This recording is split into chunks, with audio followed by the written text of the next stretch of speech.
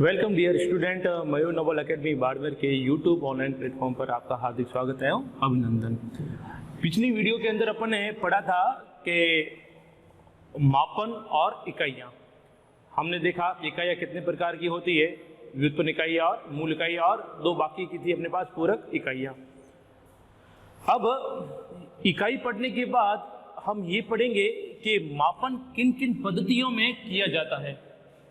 पद्धतियों का मतलब ये कि आज भी अपन देखते हैं, बाजार जाते हैं, कपड़ा लेते हैं, कपड़े का जब मापन किया जाता है तो सामने वाला जो कपड़ा है वो मीटर के अंदर देगा, 2 मीटर, 3 मीटर, 4 मीटर या 5 मीटर।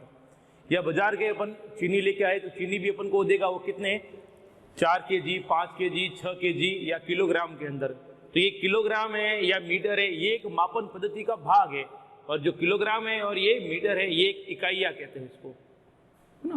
तो क्या पहले यही मीटर यही किलोग्राम काम में ली जाती है, या ये कई सालों से मीटर किलोग्राम चलती आई है क्या? नहीं, समय समय पर अलग अलग मापन पद्धतियाँ अपनाई गई थी।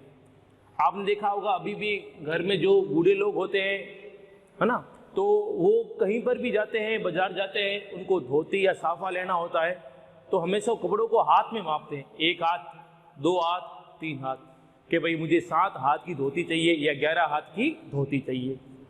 ऐसा क्यों?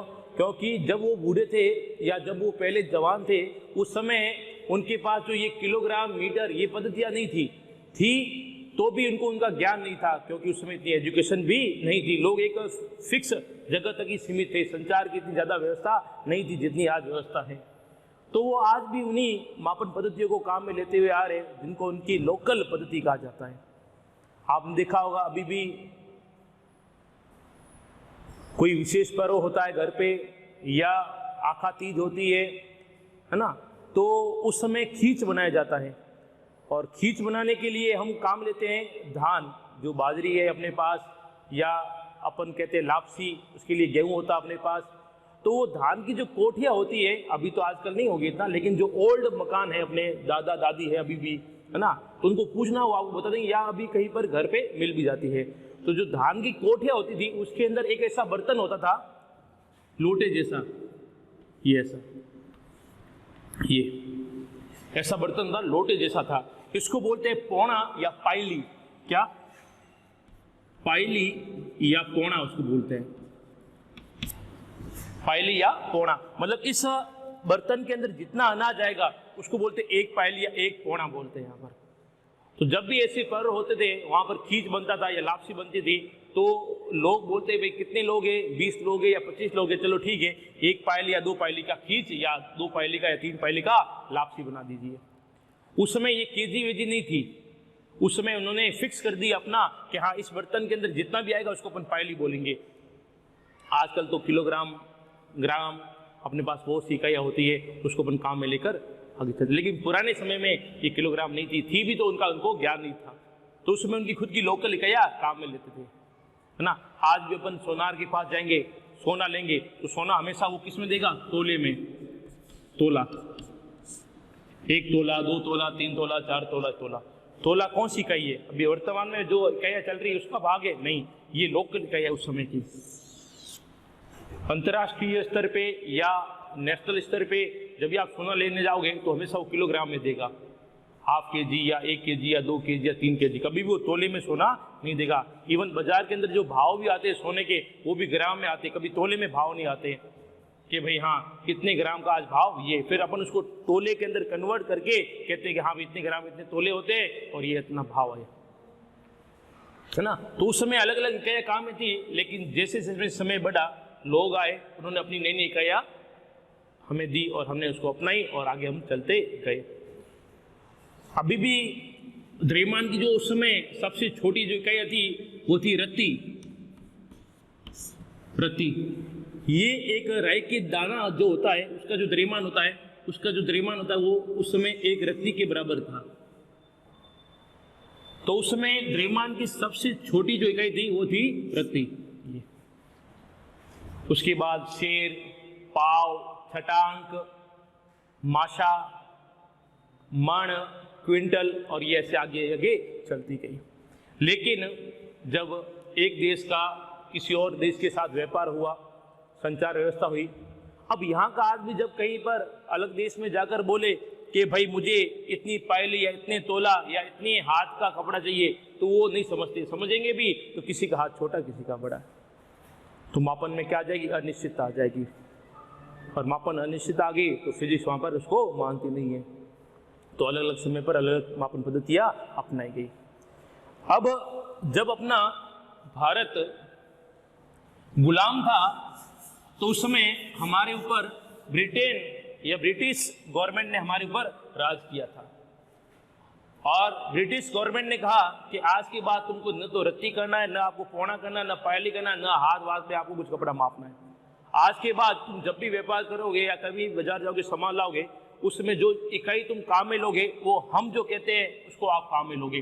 तो सबसे पहली जो अपने पास पद्धति मिली वो पद्धति मिली हमें CGS पद्धति। CGS पद्धति, इस पद्धति को ब्रिटिश पद्धति भी कहा जाता है, ब्रिटिश पद्धति। सबसे पहली जो हमें पद्धति मिली थी वो हमें मिली थी FPS पद्धति, FPS पद्धति। इस पद्धति को हमें ब्रिटिश पद्धति भी कहा जाता है। ब्रिटिश पद्धति क्यों कहा जाता है? क्योंकि ब्रिटेन के लोगों ने हमें दी थी, ब्रिटिश गवर्नमेंट ने हमें दी थी यहाँ पर। अब इस FPS पद्धति के अंदर क्या है, अब उन्होंने कहा कि जब भी आपको द्रव्यमान मापना है, जब भी आपको द्रव्यमान मापना है वो हमेशा आप किस में मापोगे, पौंड में। तो पौंड का आ गया P। उन्होंने कहा जब भी आपको लंबाई मापनी है,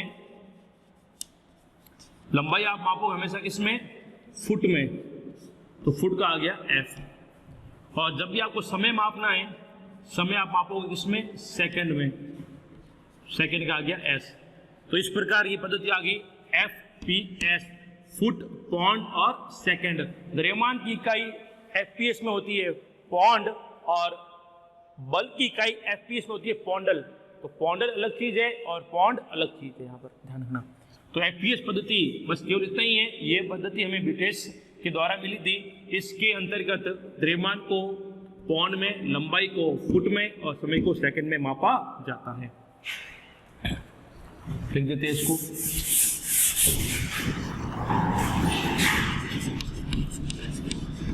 इस पद्धति के अंतर्गत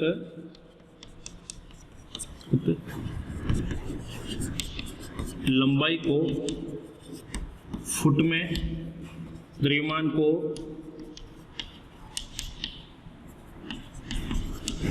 पौंड में, समय को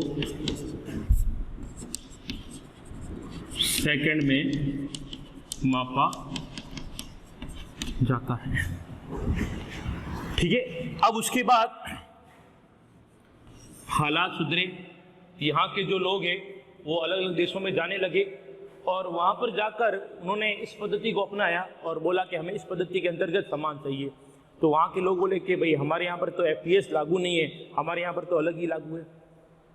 तो इस प्रकार जब फ्रांस के लोगों के साथ अपना व्यापार हुआ तो फ्रांस ने कहा कि हम तो FPS पद्धति काम में नहीं लेते, हम तो अपनी पद्धति काम लेते हैं, और हमारी पद्धति है CGS पद्धति। कौन सी पद्धति? CGS पद्धति।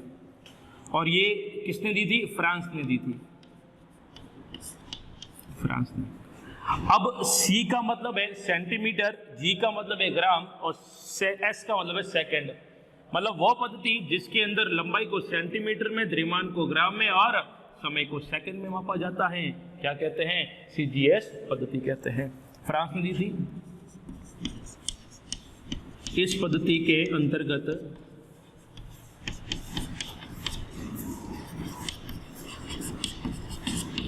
लंबाई को सेंटीमीटर, द्रव्यमान को ग्राम, समय को सेकंड कॉमन है दोनों में।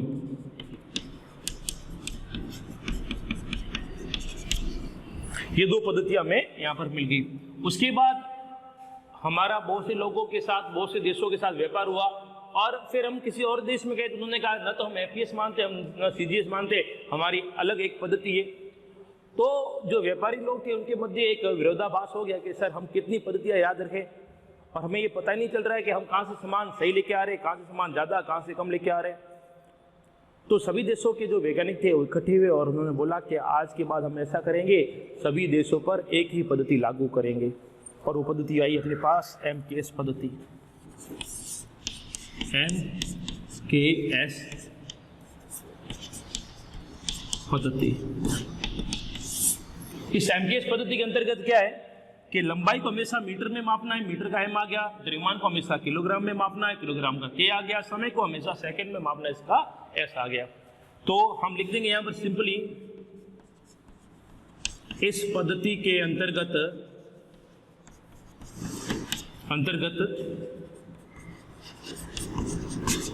लंबाई को मीटर,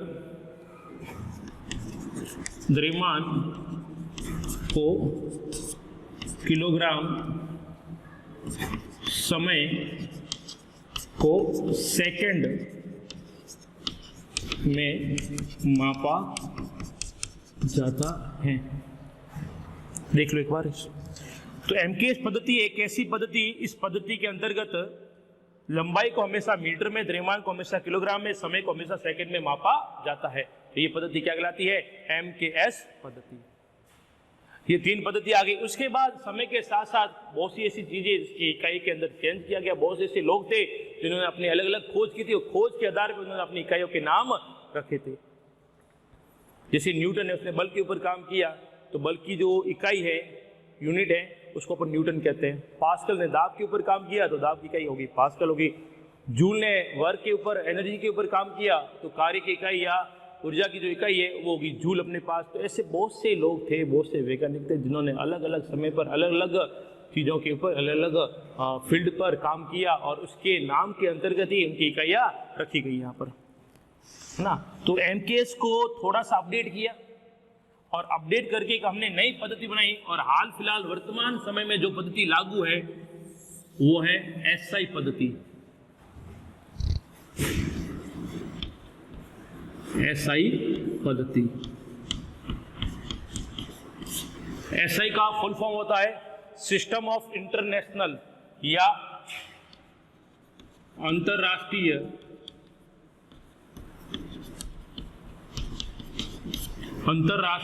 पद्धति। सिस्टम ऑफ इंटरनेशनल, अंतरराष्ट्रीय पद्धति। ये क्या है? ये MKS का अपडेट वर्जन है। MKS का अपडेट को बोलते हैं संशोधित।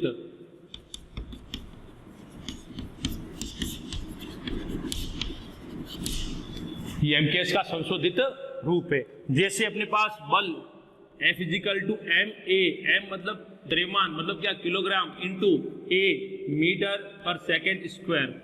बल की इकाई MKS के हिसाब से तो क्या होनी चाहिए? किलोग्राम इंटू मीटर बटा सेकेंड स्क्वायर। लेकिन हम जानते हैं हम बल की इकाई क्या काम में लेते हैं?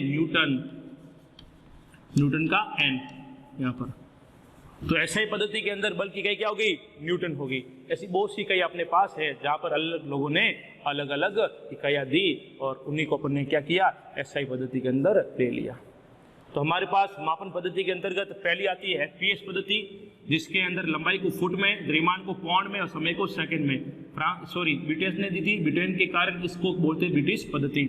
सेकंड आती है CGS पद्धति, जो फ्रांस ने दी थी। इस पद्धति के अंतर्गत लंबाई को सेंटीमीटर, द्रव्यमान को ग्राम, समय को सेकंड में मापा जाता है। उसके बाद MKS पद्धति, जिसमें लंबाई को मीटर, द्रव्यमान को किलोग्राम, समय को सेकंड में मापा जाता है। उसके बाद जो वर्तमान समय में जो पद्धति लागू है,